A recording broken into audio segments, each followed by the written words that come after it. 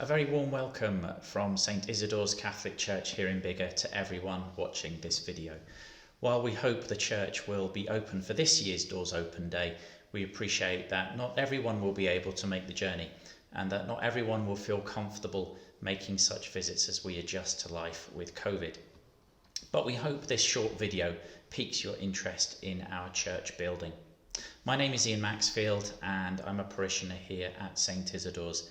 And during this video, I'm going to take you on a wee tour of the church. But before we start, perhaps it's worth saying a little bit about the history of Catholicism here in Biggar. In the early days of Christianity, the now A702 route, which passes through Biggar, served as a pilgrim route between St Ninian's shrine at Whithorn to St Kentigern's base in Glasgow and St Cuthbert's missions in Iona and Lindisfarne. The earliest mention of a church in Biggar is in a charter dated 1165. Another 13th century record tells us that the Biggar church was built of stone and dedicated to St Nicholas. Malcolm, Lord Fleming, was responsible for the building of what is now known as Biggar Kirk in 1545, the last collegiate church to be built in Scotland before the Reformation in 1560. The charter for this new church was, in quotes, under the title and invocation of the Assumption of the Virgin Mary and to the glory of St Ninian and St Nicholas. Following the Reformation of 1560, the Catholic Church went underground and there is no official record of any Catholic activity in the area until 1849. In the years that followed the restoration of the Catholic Church in Scotland, priests in the area would travel huge distances to celebrate Mass in local houses and public halls in the area. In 1931, the parish of Biggar was the focus of a new development in the social history of the Catholic Church. The Catholic land movement established a centre and a small church at Broadfield, just up the road here in Symington. It was dedicated to St Isidore the farmer, who, not surprisingly, is the patron saint of farmers. And sadly, due to low funds, this closed a few years later. And that brings us to this St Isidore's. Father Edward Molumby was the priest who oversaw the closure of Broadfield and the beginning of the new church in Biggar. Breeze Hill, which is this building, was originally built for Dr. Kellow, whose brother and sister founded the local hospital. The church purchased Breeze Hill in May 1936, probably as a retiral home for the Most Reverend Donald Mackintosh, who was the Archbishop of Glasgow at the time. In May 1937, Father Molumby asked if the house could be used as a church, as Mass had been held in the municipal hall for a year. Monsignor Daly, the Vicar General, agreed.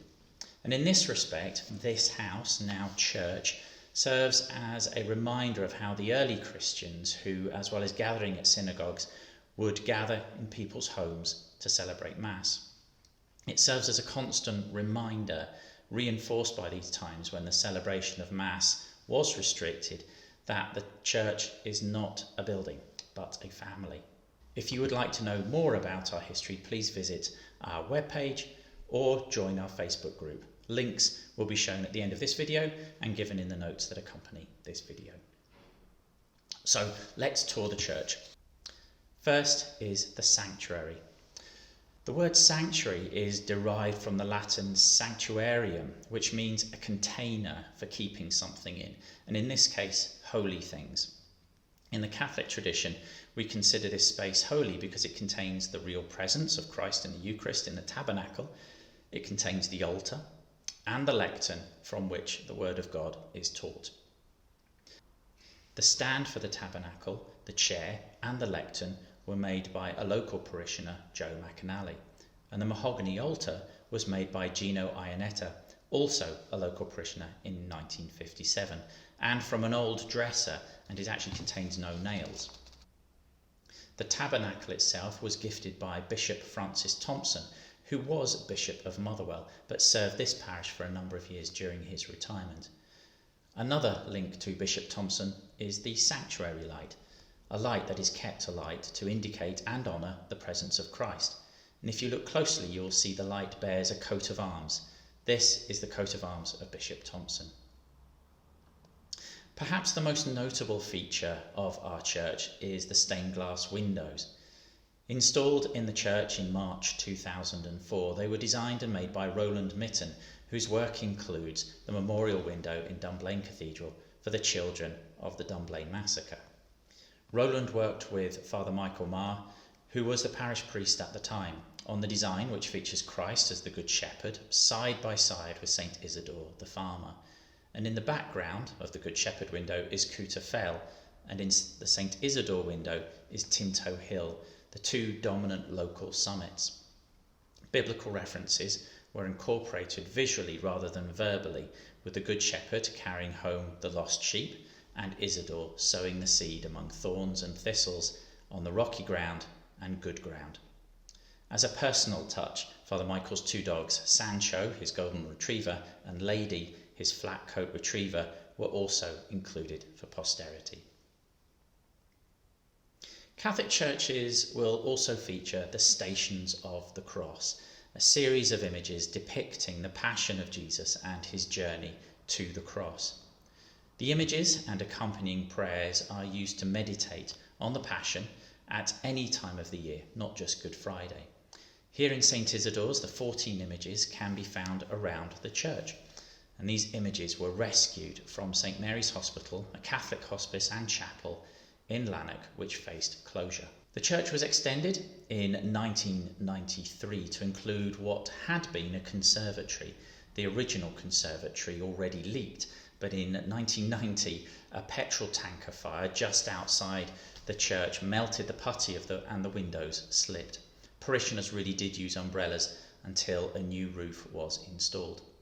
By the way, the fire was so bad that several houses in the area were evacuated and a foam tender was deployed from Glasgow Airport to extinguish the flames.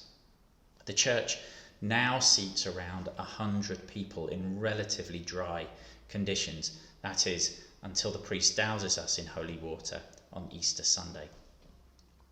Now that pretty much covers everything inside the building, but if you were to venture outside and into the gardens, you'll see a series of stations that line the rear entrance to the building. These stations were gifted by Father Thomas Doyle, our previous parish priest. They are simple in their design, but quite stunning in all weathers. Also, the gardens at the front and rear have rhododendron flowers, which provide a variety of colour throughout spring and early summer. In 1992, 15 young people were confirmed here. For this event, Biggar Kirk was borrowed, as St. Isidore's was not large enough to accommodate all of the participants. But as a reminder of their confirmation, these rhododendron were planted, one for each child. And if you know where to look, some of the plants still have a name tag carrying the child's name. Well, that brings us to the end of our virtual tour of St. Isidore's. We very much look forward to welcoming you to our church if you're able to make it for this year's Doors Open Day. If you would like to know more about St. Isidore's, its history, or would like to just know more about the community and the times of Mass, please visit our website or join our Facebook page. Details can be found at the end of this video and in the notes that accompany it. Take care, God bless.